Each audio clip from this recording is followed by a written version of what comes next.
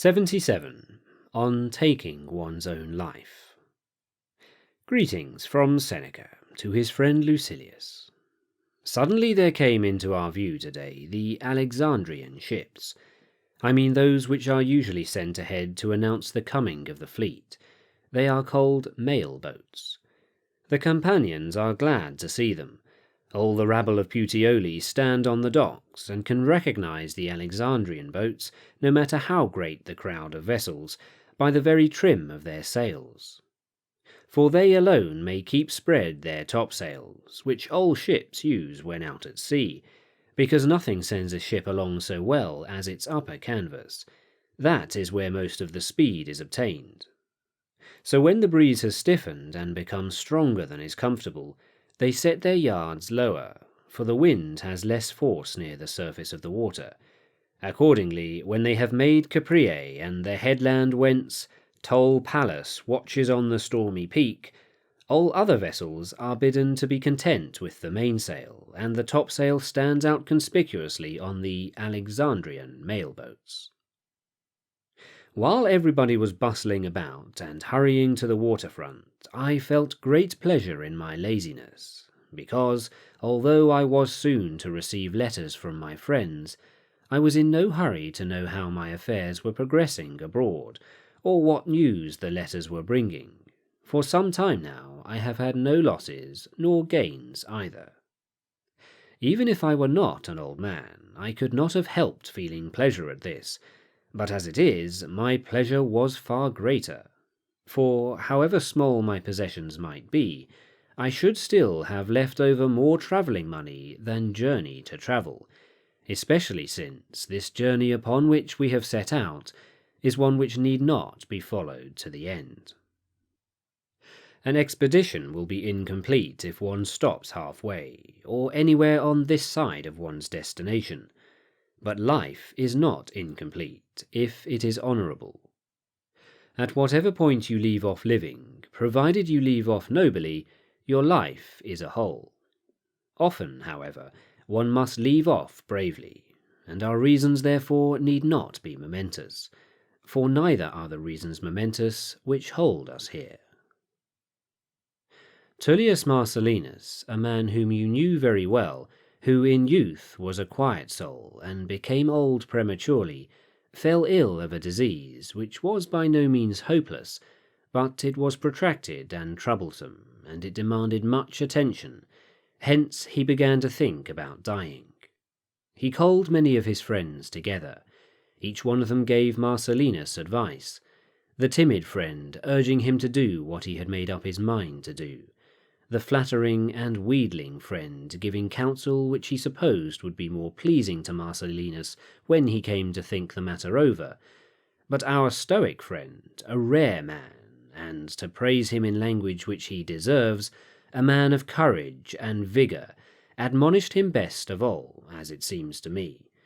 For he began as follows: "Do not torment yourself, my dear Marcellinus, as if the question which you are weighing were a matter of importance.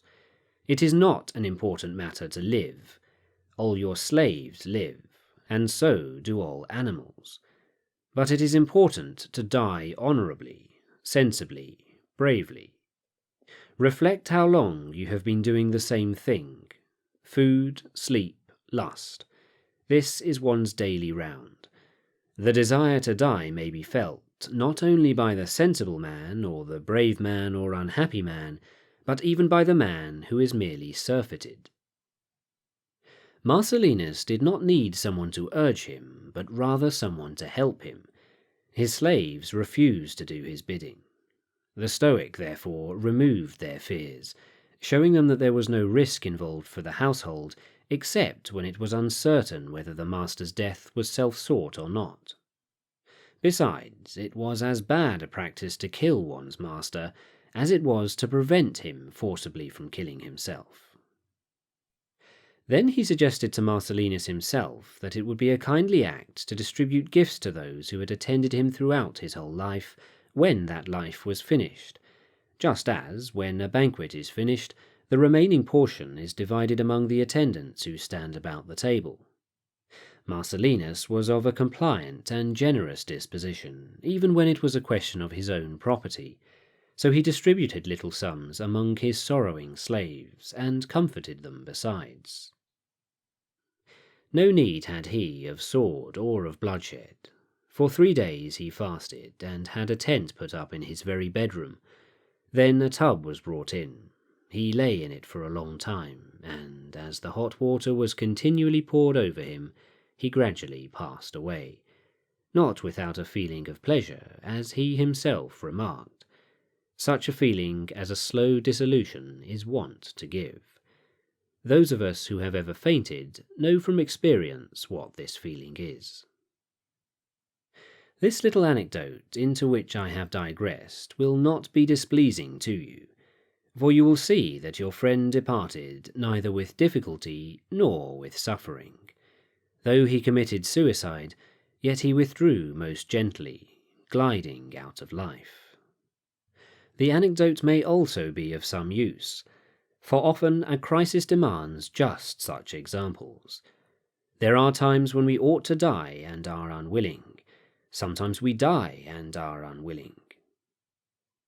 No one is so ignorant as not to know that we must at some time die.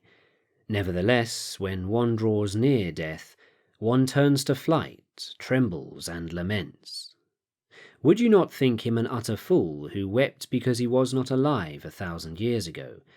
And is he not just as much a fool who weeps because he will not be alive 1,000 years from now? It is all the same. You will not be, and you were not.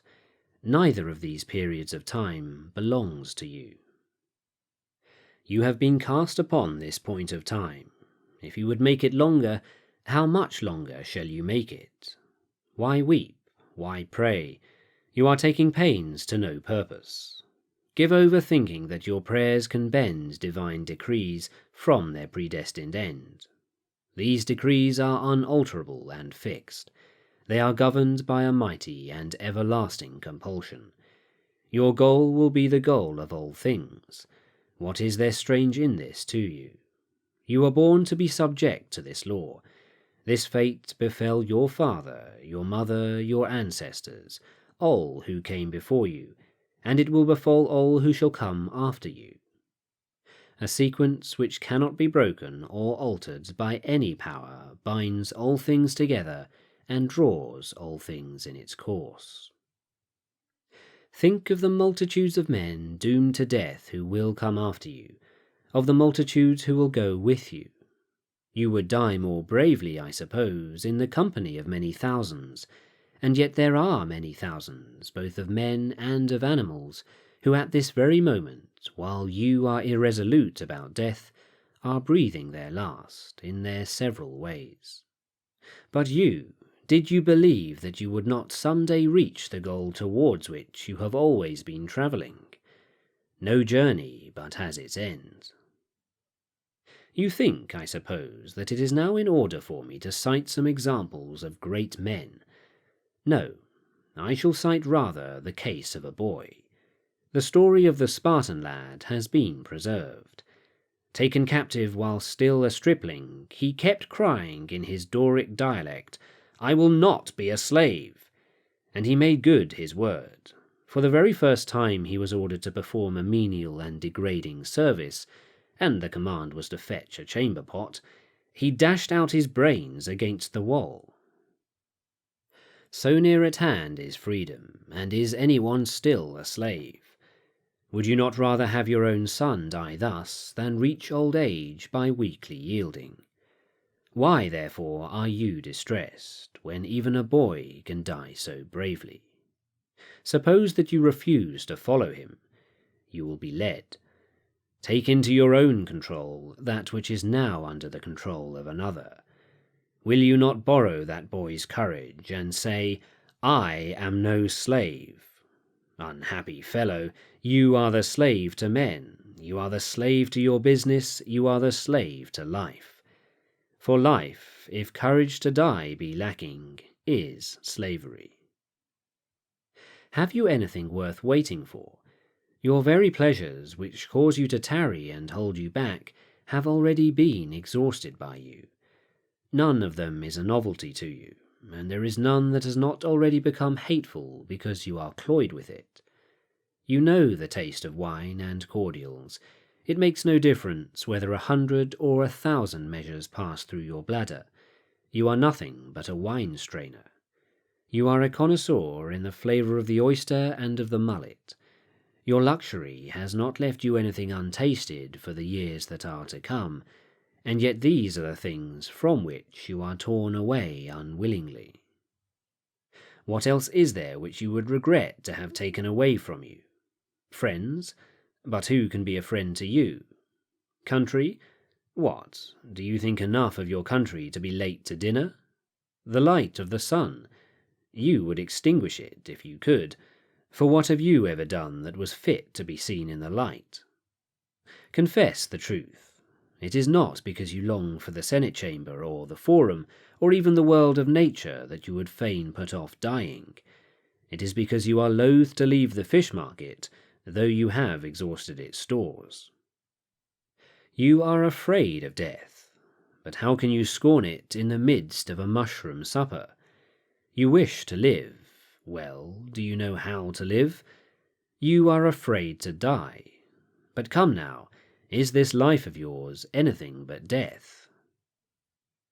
Gaius Caesar was passing along the Via Latina when a man stepped out from the ranks of the prisoners, his grey beard hanging down even to his breast, and begged to be put to death. "What," said Caesar, "are you alive now?" That is the answer which should be given to men to whom death would come as a relief. You are afraid to die. What, are you alive now? "But," says one, "I wish to live, for I am engaged in many honourable pursuits. I am loath to leave life's duties, which I am fulfilling with loyalty and zeal." Surely you are aware that dying is also one of life's duties. You are deserting no duty. There is no definite number established which you are bound to complete. There is no life that is not short. Compared with the world of nature, even Nestor's life was a short one, or Satyr's, the woman who bade carve on her tombstone that she had lived 99 years. Some persons, you see, boast of their long lives. But who could have endured the old lady if she had had the luck to complete her 100th year? It is with life as it is with a play. It matters not how long the action is spun out, but how good the acting is. It makes no difference at what point you stop. Stop wherever you choose. Only see to it that the closing period is well turned. Farewell.